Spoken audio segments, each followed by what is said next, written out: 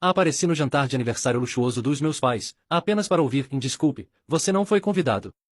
Saia. Então eles chamaram a segurança e disseram, tirem este mendigo daqui. Então eu me afastei, cancelei silenciosamente todos os pagamentos, festas e viagens no valor de $62.000. Minutos depois, meu telefone se iluminou com 36 chamadas perdidas, e alguém apareceu na minha porta. Eu sou Michael Morgan, tenho 34 anos, e fui expulso da festa de 40º aniversário dos meus próprios pais, uma festa que eu paguei, depois que eles disseram à segurança para, e eu cito, tirem este mendigo daqui. Era uma noite fresca de Seattle, daquelas em que o ar do outono parece limpo e cortante nos pulmões, e as luzes da cidade brilham um pouco mais contra o céu escurecendo. Lembro-me de pensar em é agora. Esta é a noite. Uma esperança tola, em retrospectiva, mas estava lá, uma pequena chama teimosa no meu peito. Esta noite, pensei, eles finalmente me verão. Não a carteira ambulante, não o plano B confiável, mas eu, o filho deles. Eu estava parado do lado de fora do Lamy One, o tipo de restaurante que não tem preços no cardápio porque se você precisa perguntar, não pode pagar. O próprio nome parecia uma piada cruel que eu estava apenas começando a entender. Nas minhas mãos, eu segurava uma caixa pesada de madeira escura, sua superfície polida com um brilho suave sob as luzes da rua. Dentro havia 2 relógios Patek Philippe combinando, um conjunto para ele e ela, $5.000, um presente para meus pais, Richard e Elizabeth Morgan, em seu 40º aniversário de casamento. Eu havia passado o último mês orquestrando esta noite como uma campanha militar. Eu havia lidado com os fornecedores de comida, o florista, o quarteto de cordas. Eu havia dado o depósito não reembolsável de $18.000 eu mesmo, um fato do qual era lembrado toda vez que minha mãe ligava com uma nova pequena sugestão. Era para ser perfeito, um testemunho de suas 4 décadas juntos, um testemunho, eu esperava, do meu valor. Empurrei a pesada porta de vidro, uma rajada de ar quente me envolveu. Cheirava a óleo de trufa, vieiras seladas e dinheiro velho.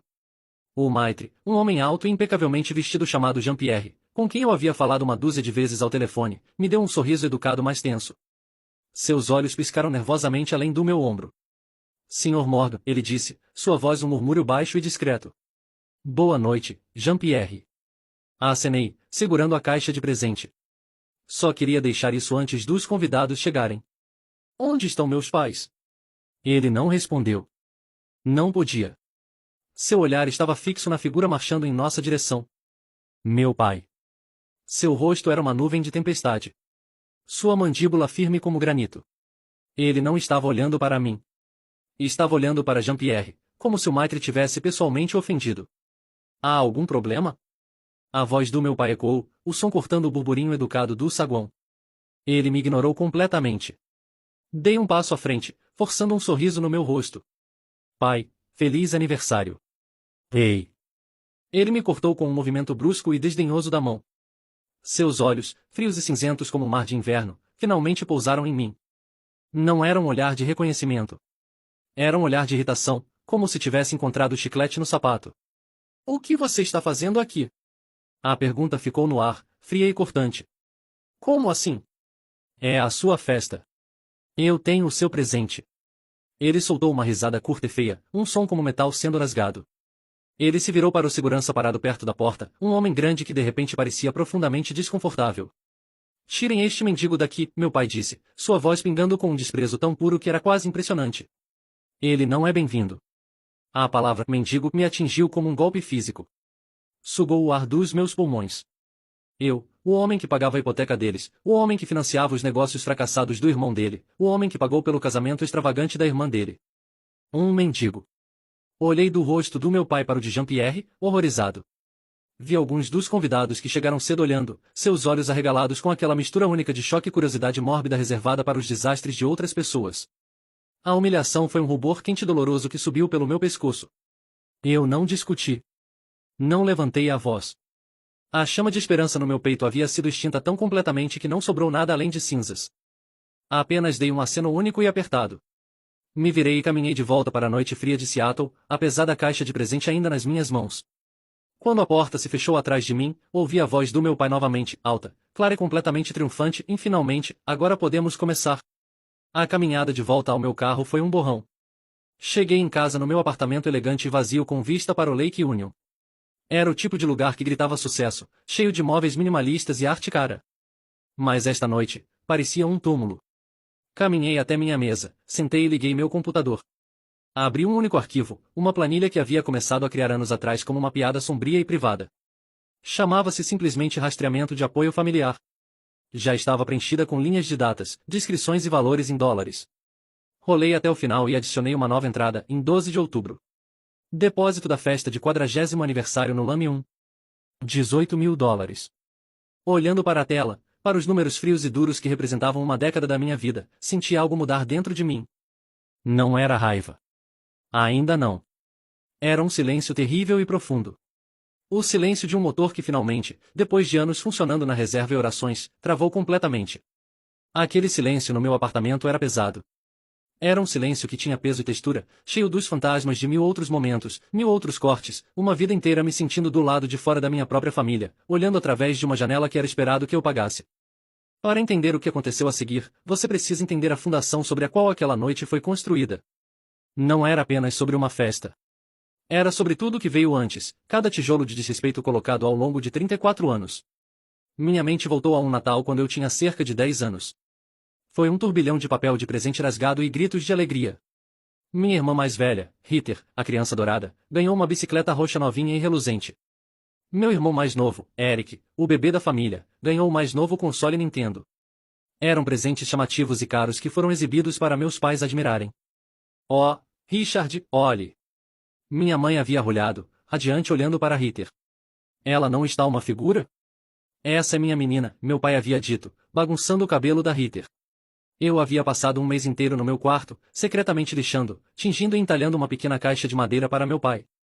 Não era muito, mas eu havia colocado meu coração em cada detalhe, até economizando minha mesada para comprar uma pequena e ornamentada trava de bronze para ela. Na manhã de Natal, após o caos dos grandes presentes ter diminuído, timidamente entreguei meu pequeno presente cuidadosamente embrulhado. Ele pegou, deu uma pequena balançada, e rasgou o papel com um ar indiferente. Olhou para a caixa por um segundo, virando-a nas mãos. Oh, que legal, Michael, ele disse, seus olhos já se desviando de volta para o novo conjunto de tacos de golfe calava que minha mãe havia lhe dado. Muito rústico. Ele colocou minha caixa na mesa lateral, ao lado de uma pilha de papel de presente descartado. Nunca mais foi mencionada. Encontrei-a alguns meses depois na garagem, meio enterrada sob uma pilha de jornais velhos, já juntando poeira. Foi o dia em que aprendi uma lição dura, uma lição que definiria as próximas 2 décadas da minha vida. Meu esforço não tinha valor. Apenas coisas que vinham com uma etiqueta de preço tinham.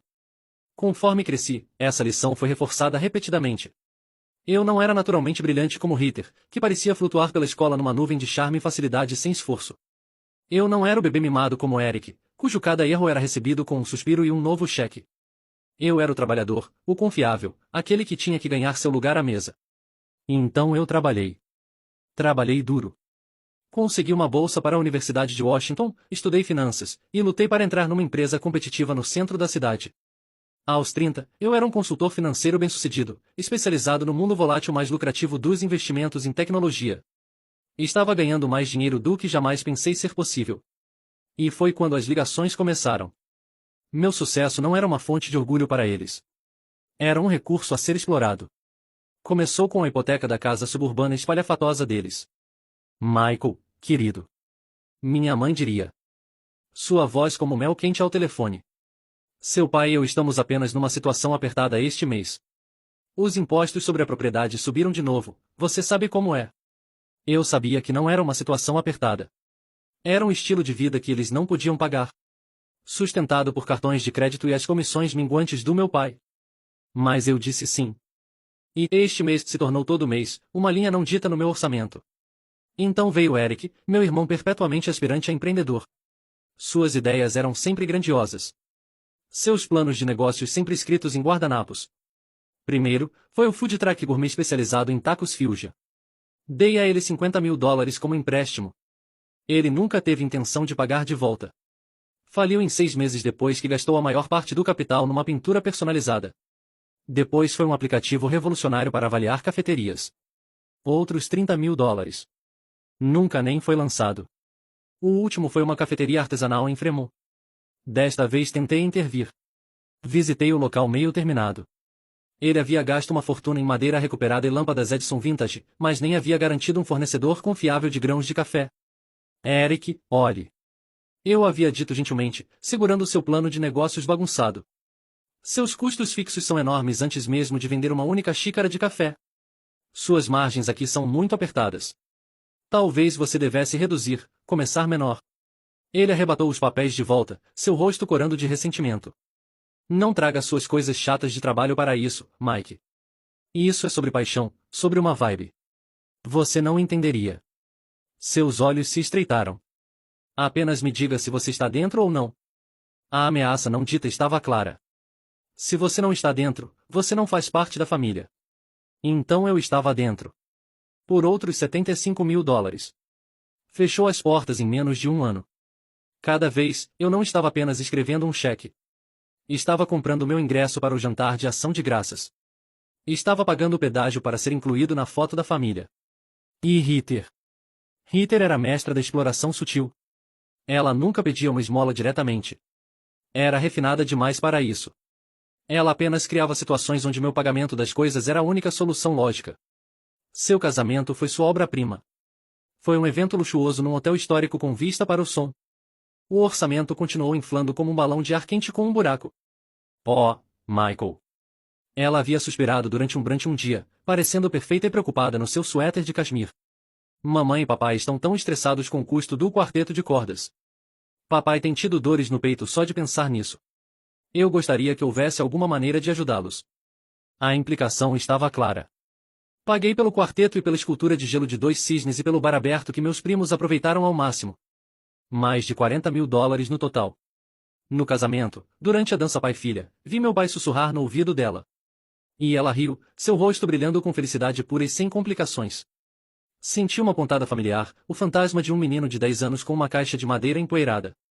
A ligação sobre a festa do 40º aniversário foi a culminação de tudo. Foi minha mãe, Elizabeth, no seu melhor manipulador.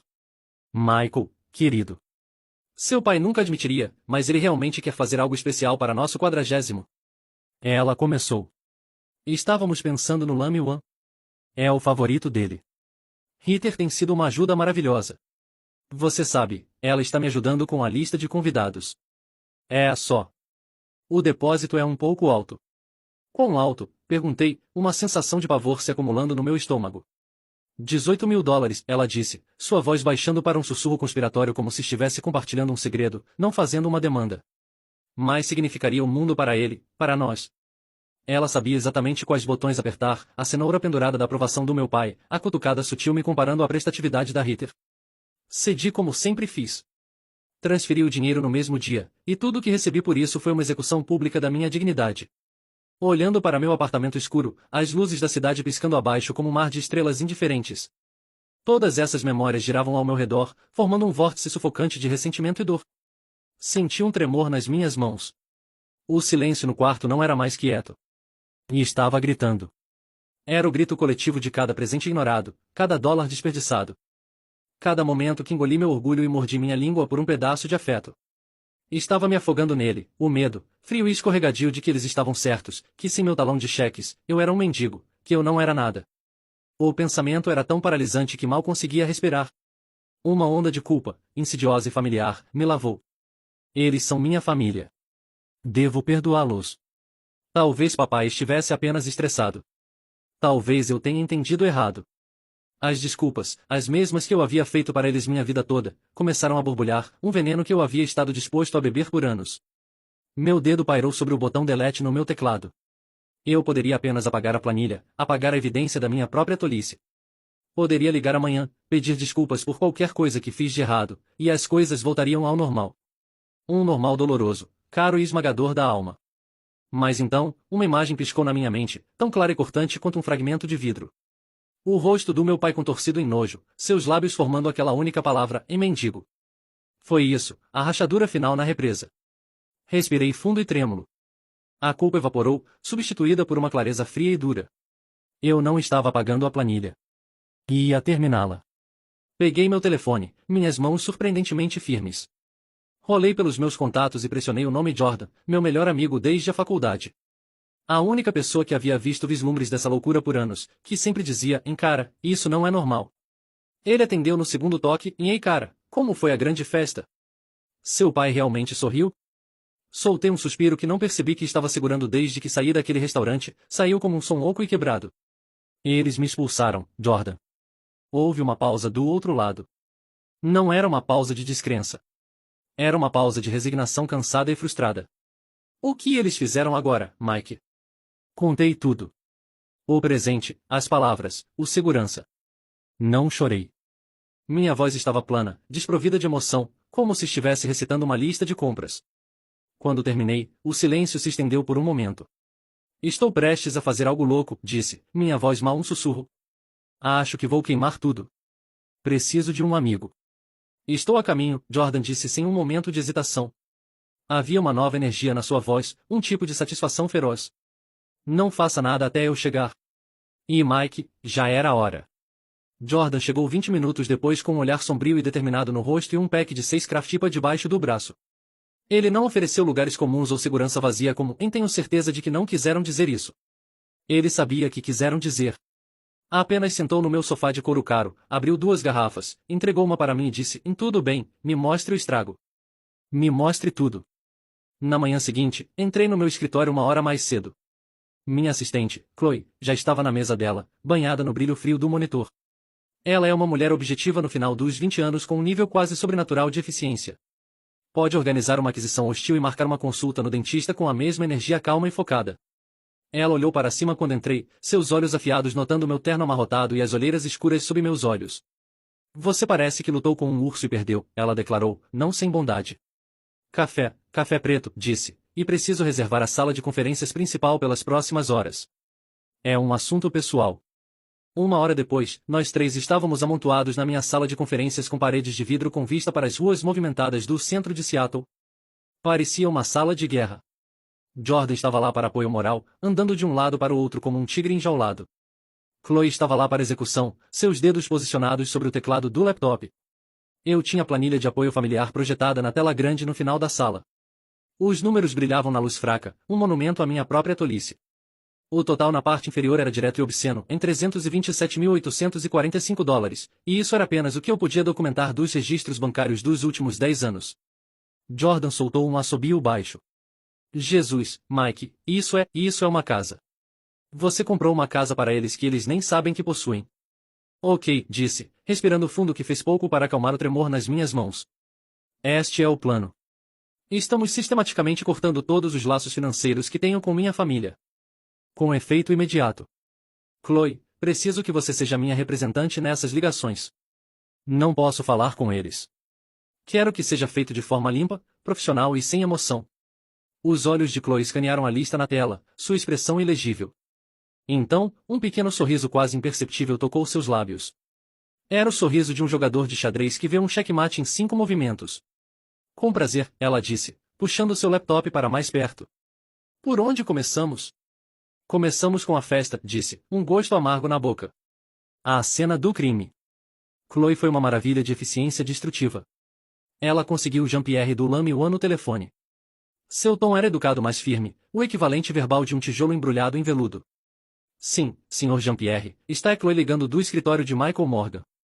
Sim, ele está bem, obrigada por perguntar. Com relação à festa de aniversário Morgan, devido a circunstâncias imprevistas, Sr. Morgan estará retirando seu patrocínio financeiro para o restante do evento. Sim, entendo que o depósito não é reembolsável. Sr. Morgan está ciente disso. Ele me instruiu a informá-lo que você deve redirecionar todo aquele depósito de $18.000 como uma doação anônima para o Seattle Children's Hospital. Sim, anônimo. Ele está bastante insistente. Obrigada pela compreensão. Enquanto falava, senti um nó no estômago que estava lá por anos começar a afrouxar. Havia uma pequena taxa de cancelamento para o quarteto de cordas e o florista, algumas centenas de dólares, um preço que eu estava mais do que disposto a pagar pela minha liberdade. Em seguida foi o cruzeiro do Alasca que eu havia reservado para o presente real de aniversário deles, uma viagem de 7 dias numa suíte com varanda privativa. Chloe foi implacável. Ela navegou pela árvore telefônica automatizada da linha de cruzeiros com a habilidade de um piloto de caça, conseguiu um humano real na linha, e cancelou, redirecionando o crédito substancial de viagem para meu próprio nome. Talvez você mesmo faça uma viagem, ela disse para mim com um pequeno dar de ombros. Então veio a viagem Disney para Ritter e sua família. Eu havia reservado uma semana de férias para eles, completa com passes Park Hopper e estadia no luxuoso Grand Floridian. Quando Chloe ligou para a agência de viagens, o agente do outro lado soou alegre. Oh sim, o Grupo Morgan, o agente cantarolou. Eu estava falando com a Sra. Morgan ontem mesmo. Chloe pausou. Estava? Sim. Ela estava tão animada. Queria fazer upgrade de toda a família para a suíte presidencial e adicionar o plano de refeições de luxo. Uma surpresa maravilhosa para os pais dela. Ela me disse para simplesmente ir em frente e cobrar no cartão de crédito no arquivo, cartão do Sr. Michael Morgan. Fechei os olhos e belisquei a ponte do meu nariz. Claro que ela fez. A presunção estava tão profundamente arraigada, ela nem pensou em perguntar. Apenas assumiu que o banco do Michael era sem fundo e sempre aberto para saques. Cancele tudo, Chloe, disse, minha voz tensa. Cada último pedaço. Sim, Chloe disse no telefone, sua voz se transformando em gelo. Estaremos cancelando toda a reserva. E por favor, faça uma anotação na conta de que nenhuma cobrança adicional deve ser autorizada por qualquer pessoa além do próprio Sr. Morgan. Descemos a lista como assassinos riscando nomes de uma lista de alvos. Um empréstimo comercial para o próximo empreendimento garantidamente fracassado do Eric. Alguma bobagem sobre petiscos artesanais para cães sem glúten foi rescindido. A renovação para a associação prestigiosa do clube de campo dos meus pais, que eu pagava todo ano, foi cancelada. Finalmente, o pagamento mensal automatizado para a hipoteca deles. Com alguns cliques no meu portal bancário online, Chloe definiu uma data de término. O próximo pagamento seria o último. Depois disso, o banco estaria falando com eles, não comigo. Todo o processo levou menos de 2 horas. Quando terminamos, a sala de conferências estava silenciosa. Mais de $62 mil em compromissos atuais e futuros haviam sido limpos. Está feito, Chloe disse, fechando seu laptop com um clique suave e final. Obrigado, Chloe, disse, as palavras parecendo inadequadas. Você não tem ideia do que isso significa. Acho que tenho alguma ideia, ela respondeu, me dando um sorriso raro e genuíno. Vou cuidar da papelada e te enviar as confirmações por e-mail. Pelas primeiras horas, não houve nada. Um silêncio abençoado e aterrorizante. Tentei trabalhar, mas meus olhos continuavam se desviando para meu telefone, meu estômago se contorcendo em antecipação da explosão inevitável. Começou por volta das 15 horas. Uma única mensagem da Heather, enganosamente casual. Oi, Mike. Pergunta estranha, mas o agente de viagens da Disney acabou de me ligar em pânico dizendo que a viagem foi cancelada? Há algo errado com seu cartão? Me avise, show. Olhei para a mensagem, um sorriso frio e sem humor no meu rosto. O show foi um toque particularmente bom. Não respondi. 10 minutos depois, uma mensagem do Eric. Esta era menos sutil. Que diabos você está fazendo? O banco acabou de me ligar sobre o empréstimo comercial. Disseram que você o cancelou. Esta era a minha grande chance. Me ligue agora. E ignorei. Então as comportas se abriram. Meu telefone começou a vibrar e se iluminar. Um bombardeio não stop de ligações e mensagens. Era um ataque digital. Minha mãe, meu pai, Eric, Heather. Vieram uma após a outra, suas vozes digitais uma cacofonia de confusão. Depois raiva. Depois pânico total. Apenas assisti, um observador distante do colapso coletivo da minha família. Às 17 horas, silenciei meu telefone e o coloquei numa gaveta da mesa. Mas a campanha de pressão estava apenas começando. Na manhã seguinte, acordei com uma nova onda de mensagens. Cada uma um sabor diferente de manipulação. Da minha mãe, um voicemail longo e choroso. Sua voz rachando com desespero praticado. Michael, não sei o que fizemos para te deixar tão bravo, mas você está partindo meu coração. Seu pai está um caos. Ele nem sai do escritório dele. Por favor, querido, apenas me ligue. Qualquer coisa que seja, podemos consertar. Nós te amamos. Do meu pai, uma mensagem fria e ameaçadora que estava muito mais próxima dos seus verdadeiros sentimentos. Você tem 24 horas para consertar essa bagunça ou vai se arrepender. Isso não é um jogo. Salvei todas. Cada última palavra. O ato final veio naquela noite. Estava sentado no meu sofá com Jordan, assistindo um jogo de basquete, tentando fingir que as coisas estavam normais. Então, o interfone tocou. Um som áspero e irritante. Era a recepção. Sr. Morgan, 4 pessoas aqui para vê-lo. Richard, Elizabeth, Heather e Eric Morgan. Dizem que é uma emergência familiar. O porteiro soava estressado. Jordan olhou para mim, suas sobrancelhas levantadas. Hora do show, ele murmurou. Mande-os subir, disse no interfone. Minha voz surpreendentemente firme. Alguns minutos depois, houve uma batida frenética e insistente na minha porta. Respirei fundo, caminhei até lá, e abri. Minha família inteira estava parada no corredor, seus rostos uma mistura de fúria e pânico. Parecia uma matilha de lobos que acabará de descobrir que sua presa favorita não estava apenas desaparecida, mas havia incendiado a floresta. Michael, graças a Deus.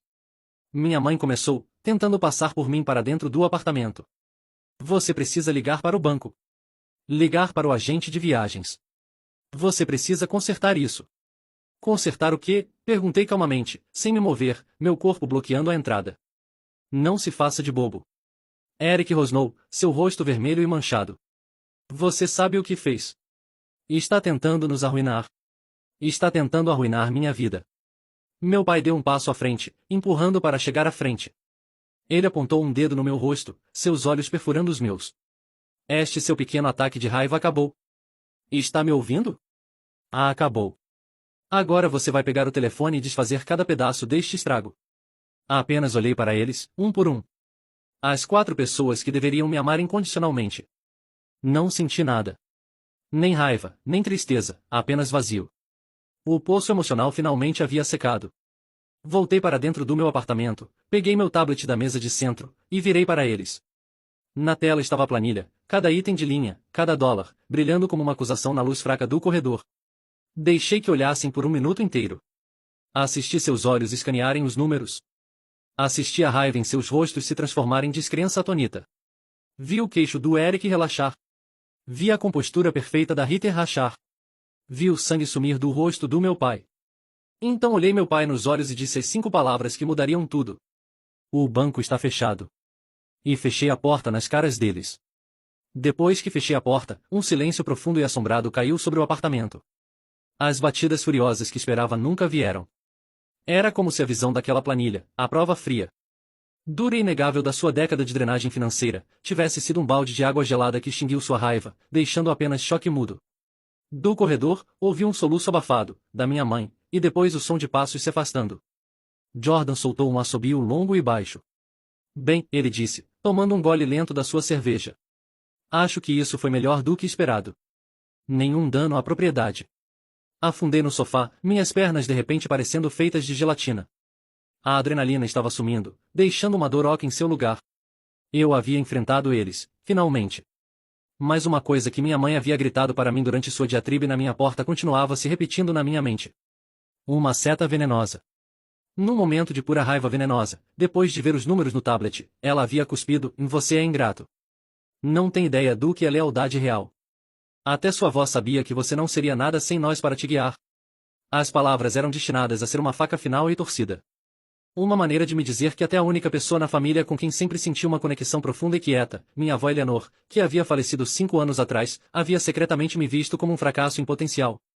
Era uma mentira cruel e desesperada. Sabia que era, mas ainda doía. Foi projetada para me atingir onde eu era mais vulnerável. Meu medo de ser inerentemente inútil. Mais do que isso, plantou uma semente. Minha avó sempre foi diferente.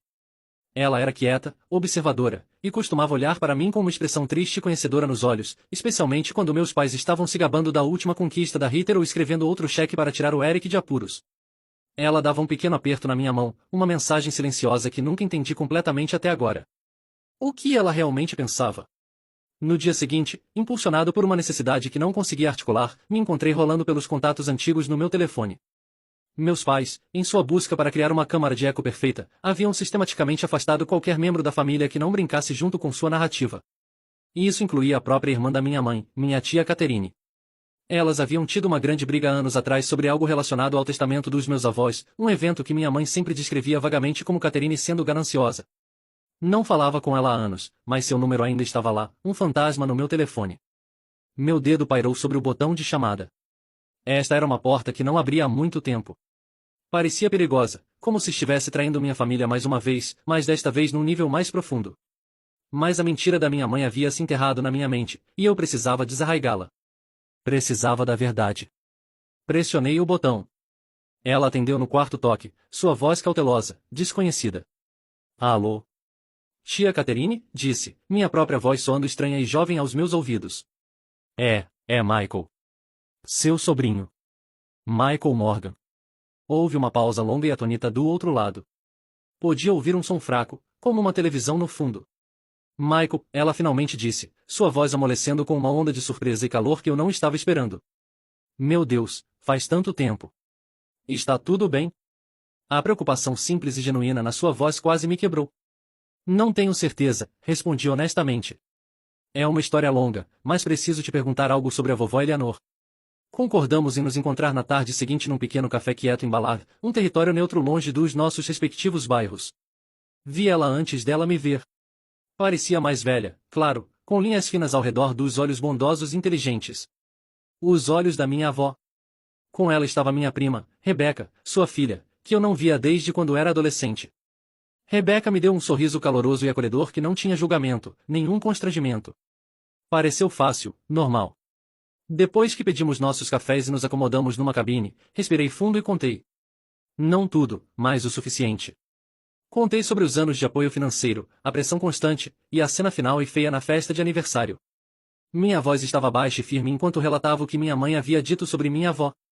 Tia Caterina ouviu pacientemente, suas mãos envolvidas ao redor da caneca quente, sua expressão mudando de tristeza para uma raiva quieta e fervente em meu favor. Quando terminei, ela balançou a cabeça lentamente. Oh, Michael, ela suspirou, sua voz carregada de um cansaço familiar. Sua mãe, ela tem mestrado em reescrever a história. Sua avó viu tudo. Ela não era cega. Ela viu a ganância deles. Ela viu como tratavam você versus Ritter e Eric. Partiu o coração dela. Rebecca estendeu a mão pela mesa e pôs a mão no meu braço. Seu toque era quente e tranquilizador. Ela tinha tanto orgulho de você, Michael, ela disse sinceramente. Ela costumava nos contar o tempo todo. Aquele menino, ela dizia, ele está construindo toda a sua vida sozinho, sem a ajuda de ninguém. Ele é o que tem força real. Então tia Caterine me olhou diretamente nos olhos, seu olhar intenso. Há algo mais que você precisa saber, ela disse, sua voz baixando mais. A verdadeira razão pela qual seus pais e eu tivemos nossa briga foi por causa do testamento da sua avó. Ela deixou a maior parte da herança para ser dividida igualmente, que é no que seus pais sempre focam. Mas ela fez algo mais, algo em segredo. Ela pausou, e me inclinei para frente, meu coração começando a bater forte. Ela criou um fundo fiduciário separado só para você. Olhei para ela, as palavras não fazendo sentido. O quê? Um fundo fiduciário, ela repetiu, sua voz firme. Ela colocou $175.000 nele.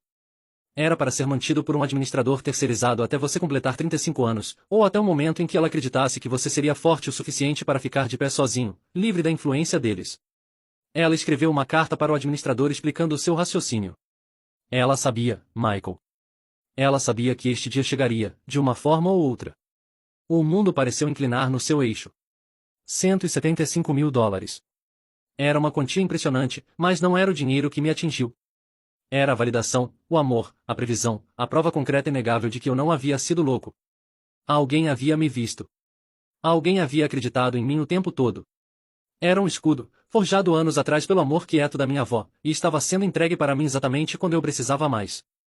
Tia Caterine mexeu na bolsa e tirou um envelope desbotado cor de creme. Meu nome estava escrito na frente na escrita elegante e ondulada da minha avó. Ela deixou isto para você também. O advogado me deu para guardar. Peguei a carta, minhas mãos tremendo. Parecia mais pesada que qualquer quantia de dinheiro. Era uma linha de vida para um passado que pensei ter perdido.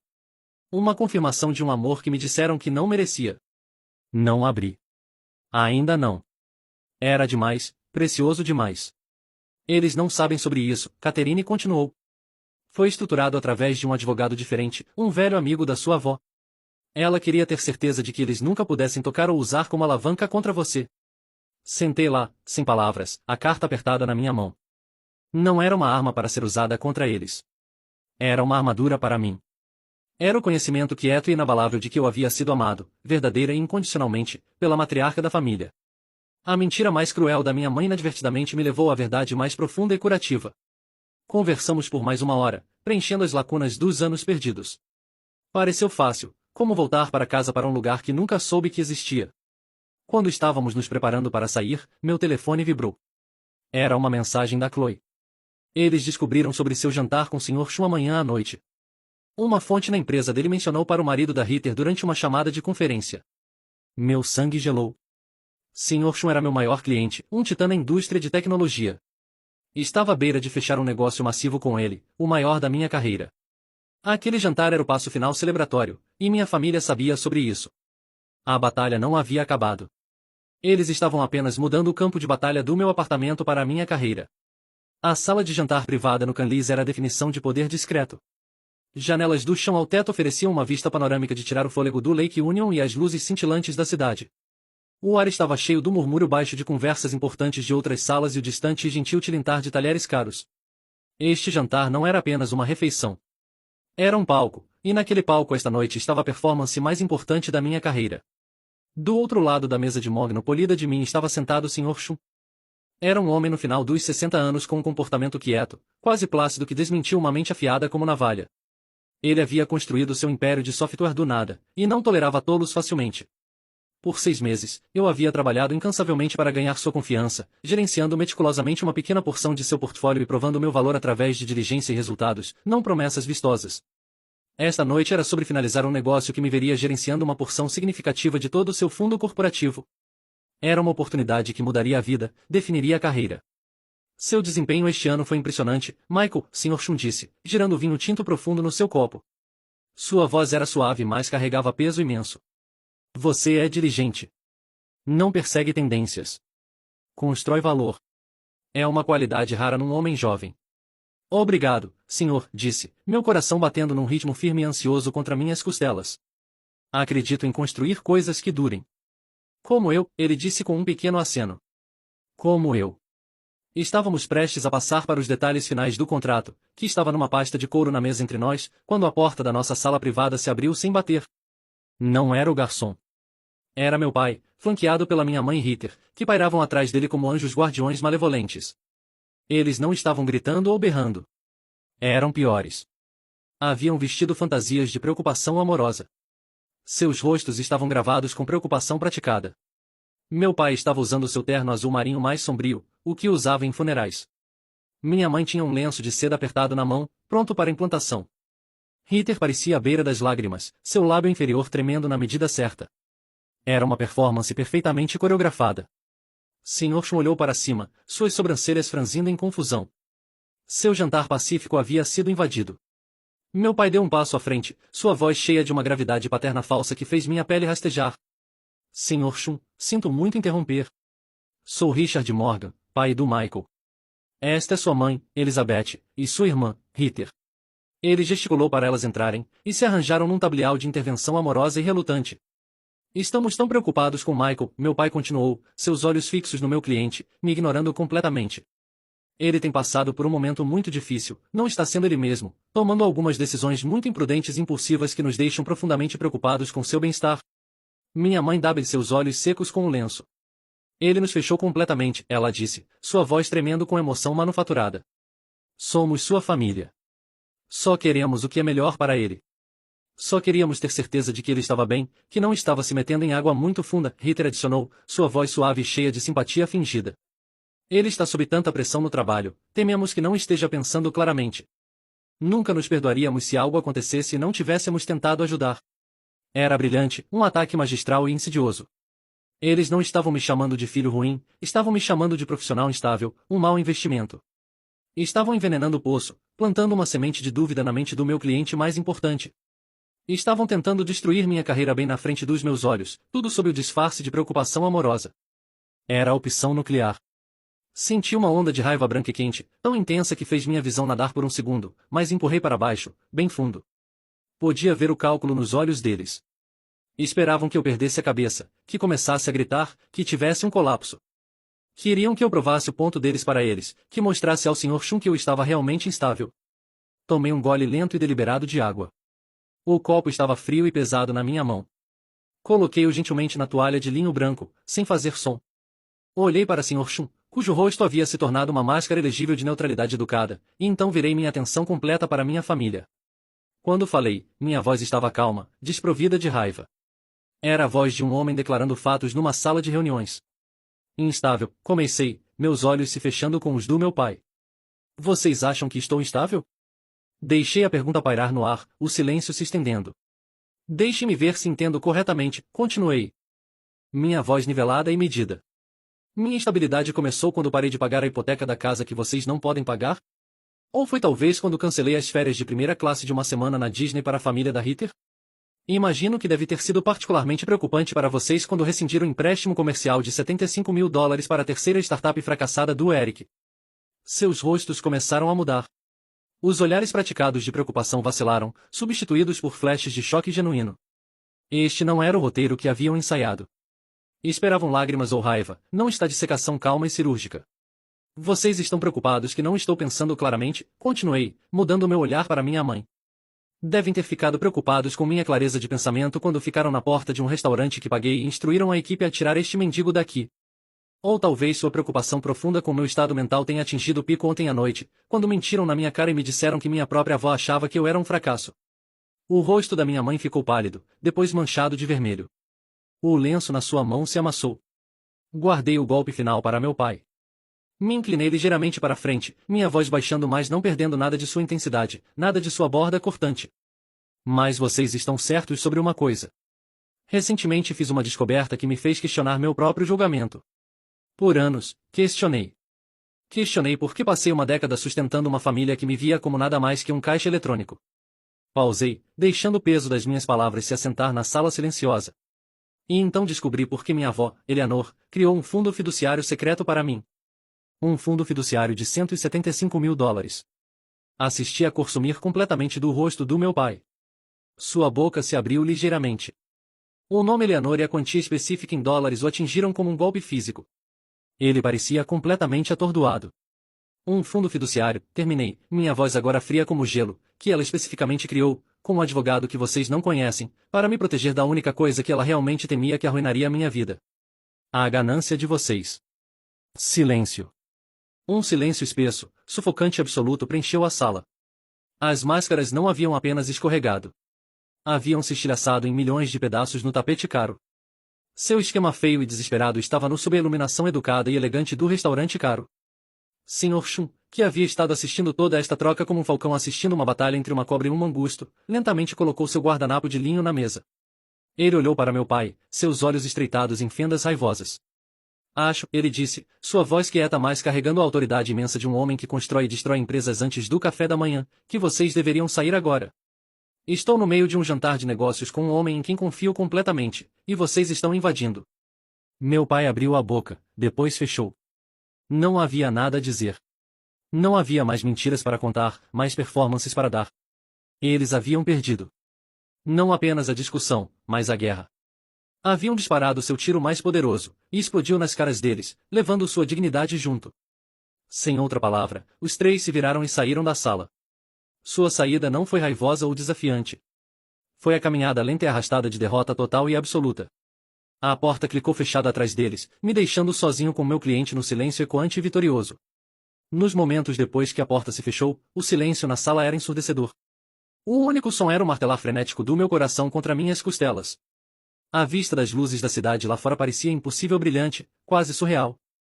Eu havia feito. Havia enfrentado eles no campo de batalha escolhido deles, um lugar onde minha reputação e meio de vida estavam em jogo. Não havia apenas me defendido. Havia usado a verdade como uma arma, e vencido. Me virei para Sr. Chun. Meu rosto corado, a adrenalina me fazendo sentir trêmulo. As palavras saíram de mim, uma torrente de desculpas. Sr. Chun, sinto muito. Não posso me desculpar o suficiente pelo que acabou de acontecer. Isso foi não profissional e completamente inaceitável. Foi um assunto familiar privado que nunca deveria ter entrado nesta sala. Entendo se isso muda as coisas em relação à nossa parceria. Estava preparado para o negócio estar morto. Acabará de expor meu drama familiar bagunçado e tóxico para um homem que valorizava discrição e estabilidade acima de tudo. No mundo dele, drama era um passivo. Havia me preparado para sua dispensa educada, um quieto talvez devêssemos reconsiderar. Ele simplesmente me olhou por um longo momento, sua expressão pensativa, seus dedos entrelaçados na frente dele. Então, balançou a cabeça lentamente, um gesto que falava volumes antes mesmo de abrir a boca. Michael, ele disse, sua voz calma e firme. Você não tem nada pelo que se desculpar. Ele pegou seu copo de vinho. Esta noite, não vi um homem com uma família bagunçada. Todos nós temos isso em algum grau. Vi um homem que foi sujeito de um ataque calculado e vicioso em seu caráter profissional, uma emboscada, e vi aquele homem lidar com isso com um nível de dignidade, compostura e verdade que raramente testemunhei em homens 2 vezes sua idade. Ele gesticulou para a porta com seu copo, um lampejo de desgosto nos olhos. Pessoas assim, ele disse, existem em todas as esferas da vida. São parasitas. Se anexam àqueles com força e tentam drená-la para si mesmos. O verdadeiro teste do caráter de uma pessoa não é se encontram tais pessoas, mas como lidam com elas quando encontram. Ele me olhou diretamente nos olhos, e pela primeira vez naquela noite, vi um sorriso genuíno e caloroso no seu rosto. Transformou suas feições severas, fazendo parecer menos como um CEO e mais como um mentor. Você não construiu sua carreira no meu dinheiro, Michael. Construiu na sua integridade. Esta noite, provou que integridade não está à venda por nenhum preço. Ele estendeu a mão para a pasta do contrato que estava na mesa entre nós. Abriu, tirou uma caneta tinteiro bonita do bolso do peito, e assinou seu nome na página final com um traço firme e decisivo. O contrato está assinado, ele disse, deslizando pela mesa para mim. Acredito em construir coisas que duram, e acredito que você é um homem que entende exatamente o que isso significa. Agora, ele adicionou, seu sorriso se alargando, vamos pedir sobremesa. Acredito que temos uma nova parceria para celebrar. Uma onda de alívio tão poderosa que quase me deixou tonto me lavou. Não era apenas sobre o dinheiro ou o negócio, por mais que mudassem a vida.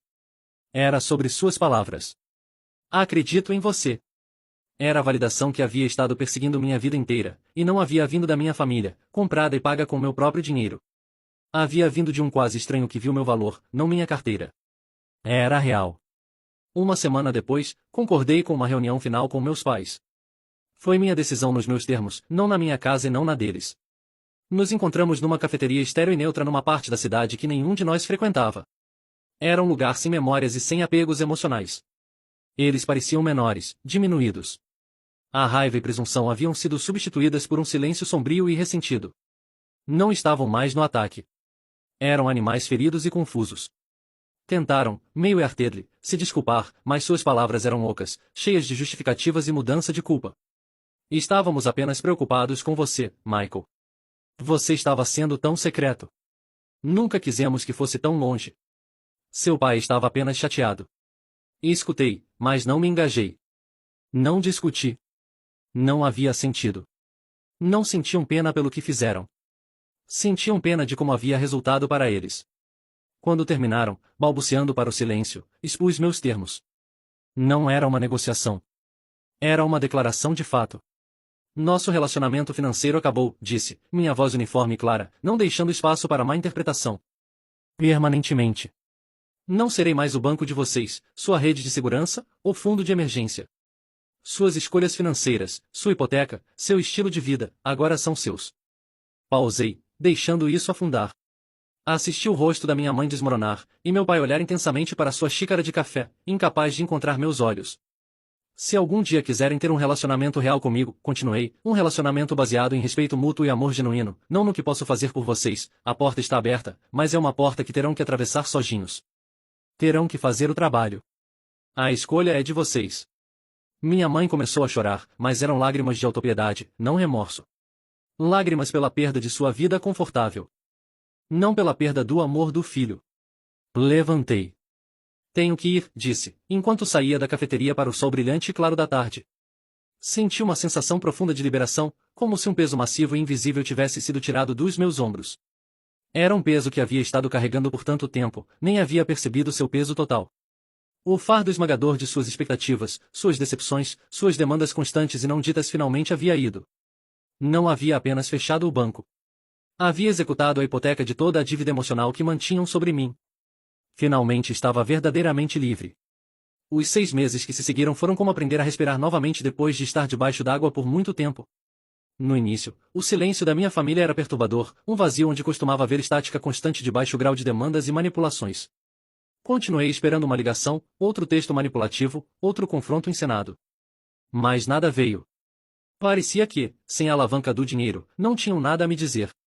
O silêncio foi, à sua maneira, a comunicação mais honesta que jamais tivemos em nossas vidas inteiras. Meu negócio, fortalecido pelo contrato massivo com o Sr. Chun, floresceu. Minha reputação por integridade e calma sob pressão havia, ironicamente, sido cimentada pelo ataque muito público da minha família. A palavra viaja rápido no mundo financeiro, e a história, na sua forma mais vaga e profissional, havia me pintado como um homem de caráter inabalável. Mas a maior mudança não estava na minha conta bancária. Era em mim. Por conselho do Jordan, que disse, encara, você passou por uma guerra, precisa conversar com outros veteranos. Eu havia procurado um grupo de apoio. Era para pessoas que haviam experimentado o abuso financeiro e emocional de suas famílias. Entrar naquela primeira reunião, no porão de um centro comunitário, foi uma das coisas mais difíceis que já fiz. Parecia uma admissão de fracasso. A sala estava cheia de estranhos de todas as esferas da vida. Uma professora, um encanador, um advogado bem-sucedido. Mas quando começaram a falar, ouvi ecos da minha própria história nas deles.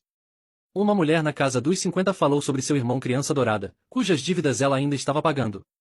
Um jovem falou sobre os empréstimos de emergência constantes para seus pais que nunca foram pagos de volta. Outra mulher falou sobre as ligações de chantagem emocional, a maneira como o amor sempre foi transacional. Ouvi a frase caixa eletrônico humano e um choque passou por mim. Pela primeira vez na minha vida, estava numa sala com pessoas que simplesmente entendiam. Não precisava explicar ou justificar meus sentimentos. Elas entendiam a dor única e confusão que vem de ser machucado pelas próprias pessoas que deveriam te proteger. Comecei a compartilhar minha própria história, hesitantemente no início, minha voz trêmula. Mas os acenos de compreensão, os murmúrios de sim, estive lá, me deram força. Descobri que transformar minha dor numa história preventiva para outros era incrivelmente curativo. Não era mais apenas uma vítima. Era um sobrevivente, e minhas cicatrizes poderiam ser um mapa para alguém mais tentando encontrar o caminho para fora da escuridão. Meu mundo, que antes havia sido tão pequeno e claustrofobicamente centrado na minha família tóxica, começou a se expandir. Reconectei adequadamente com tia Caterine e Rebecca. Elas se tornaram uma parte regular e alegre da minha vida. Tínhamos brunches de domingo que eram cheios de risada fácil, não comentários passivo-agressivos. Celebrávamos aniversários com presentes simples e pensados, não exibições extravagantes de riqueza. Era um tipo de amor simples e fácil, o tipo que sempre havia desejado e pensado que não merecia. Naquele novembro, decidi hospedar meu primeiro Friendsgiving. Meu apartamento, que antes havia parecido uma vitrine estéril do meu sucesso, um lugar para impressionar pessoas, agora estava cheio de calor genuíno e o cheiro delicioso de peru assando. A lista de convidados foi um testemunho da minha nova vida. Jordan e Chloe estavam lá, claro, não mais apenas um amigo e uma funcionária, mas meu círculo íntimo de confiança. Tia Caterine trouxe seu famoso purê de batata doce, e Rebecca me ajudou a descobrir como cozinhar um peru sem disparar o alarme de fumaça. As outras cadeiras foram preenchidas pelos meus novos amigos do grupo de apoio. Éramos um grupo diverso. Uma coleção de pessoas que haviam sido quebradas pelos nossos passados e agora estavam se ajudando mutuamente a nos recompor. Uma família escolhida. Enquanto estava na cabeceira da mesa, olhando para os rostos sorridentes e risonhos, senti uma sensação de gratidão tão profunda que quase me derrubou. E isso era real. E isso foi conquistado. Não com dinheiro, mas com vulnerabilidade, com coragem, e com o simples ato de escolher me cercar de pessoas que me viam, não apenas o que eu podia fazer por elas. Alguns dias depois do Dia de Ação de Graças, uma carta chegou na minha caixa de correio. A caligrafia no envelope era elegante e familiar. Uma escrita perfeita e ondulada. Era da Ritter. Meu primeiro instinto foi jogá-la fora, não deixar que ela envenenasse minha paz recém-encontrada. Mas curiosidade, ou talvez um fragmento persistente de esperança, me fez abri-la. Não era um apelo por dinheiro ou uma demanda por desculpas. Era algo completamente diferente. Michael, a carta começava. Não espero que leia isso, e certamente não espero que me perdoe. Acho que estou escrevendo isso para mim, não para você. Toda a minha vida, fui a criança dourada. Pensei que era um privilégio, o melhor papel para ter. Mas percebo agora que era uma prisão. Uma gaiola dourada. Tinha que ser perfeita. Tinha que ter sucesso. Tinha que ser tudo o que mamãe e papai queriam que eu fosse, porque vi como tratavam você, e estava aterrorizada de me tornar você. No momento em que não fosse perfeita, sabia que o pedestal desmoronaria. Quando você começou a se tornar tão bem-sucedido nos seus próprios termos, fiquei aterrorizada. Você não precisava deles. Era seu próprio homem. Vi quanto eles dependiam do seu dinheiro, e estava com medo de que se não tivessem você para se apoiar, voltariam toda a sua atenção, todo o seu peso de expectativa para mim e eu finalmente os decepcionaria. Então colaborei. Peguei as viagens, encorajei a dependência deles em você porque mantinha a pressão longe de mim. Foi egoísta e foi fraco. O que você fez, foi como detonar uma bomba na nossa família. E nos destroços, fui forçada a olhar para mim mesmo e a pessoa feia que me tornei. Comecei a ver uma terapeuta no mês passado. E isso é difícil. Não sei o que vai acontecer com nossa família ou comigo. Só queria que soubesse que sinto muito pela parte que desempenhei na sua dor. Fui uma covarde. Li a carta 3 vezes, as palavras embaçando ligeiramente. Não desculpava suas ações, nem de longe, mas as explicava. Era uma rachadura na fachada da irmã perfeita e presunçosa que sempre conheci. Era um sinal de que meu ato de me defender não havia apenas mudado minha vida. Havia enviado ondas através das deles, forçando-os a confrontar os papéis tóxicos que haviam estado desempenhando por décadas. Não era uma reconciliação, nem perto, mas era uma lasca de algo inesperado. Uma verdade complexa, dolorosa e humana. Já se passou mais de um ano desde aquela noite no Lame One. Ainda moro no mesmo apartamento com a mesma vista deslumbrante do Lake Union, mas parece diferente. Não é mais uma fortaleza que construí para me proteger do mundo, mas um lar que preencho com pessoas que amo. Meu negócio está prosperando, mas meu trabalho não é mais a única definição do meu valor. Minha identidade não está amarrada aos números numa conta bancária, mas à qualidade dos meus relacionamentos. Ocasionalmente ouço coisas sobre minha família através da videira da tia Catherine. Meus pais tiveram que vender sua casa grande demais nos subúrbios e reduzir para um condomínio. Os recursos mal cobriram sua montanha de dívidas de cartão de crédito. Eric aparentemente tem um trabalho regular das 9 às 5 em logística pela primeira vez na vida. Não sei se são mais felizes, ou se mudaram de qualquer maneira significativa. Cheguei a aceitar que sua jornada é deles, e não precisa mais se cruzar com a minha. A raiva se foi, substituída por um tipo de tristeza distante e quieta pelo que poderia ter sido, e uma paz profunda e duradoura pelo que é. Às vezes, tarde da noite quando a cidade está quieta, tiro a carta que minha avó Eleanor escreveu para mim. Li tantas vezes que os vincos no papel estão macios como tecido. Suas palavras são simples, mas guardam a sabedoria de uma vida, um presente final mais precioso que qualquer fundo fiduciário. Meu querido Michael, ela escreveu na sua escrita elegante e ondulada, se está lendo isso, significa que encontrou sua própria força. Sempre soube que estava em você, mesmo quando era um menino pequeno com um coração bondoso, tentando tanto ser visto. Seu pai e mãe, eles chamam a sua maneira quebrada, mas são consumidos pelo medo de não ter o suficiente, de não ser o suficiente. Tentaram medir seu valor em dólares porque é a única linguagem que realmente entendem. Não deixe que te ensinem isso. Seu valor real não pode ser depositado num banco ou escrito num cheque. Está na sua bondade, sua resistência, e seu coração quieto e firme. Essa é a herança que realmente te deixo. Construa uma vida que te deixe orgulhoso. Ame com um coração aberto, mas construa cercas para protegê-lo. Você é, e sempre foi, mais que suficiente. Ela estava certa. Por tanto tempo, pensei que meu sucesso era a chave para ganhar o amor deles, mas vejo agora que era apenas a chave para financiar o estilo de vida deles. A verdadeira chave, a que destrancou minha própria vida, foi simplesmente dizer não. Meu maior retorno sobre investimento não foi no mercado de ações. Foi em mim mesmo. Havia estado procurando a aprovação da minha família a minha vida toda, mas no final, depois de toda a dor e turbulência, encontrei algo infinitamente mais valioso em eu mesmo.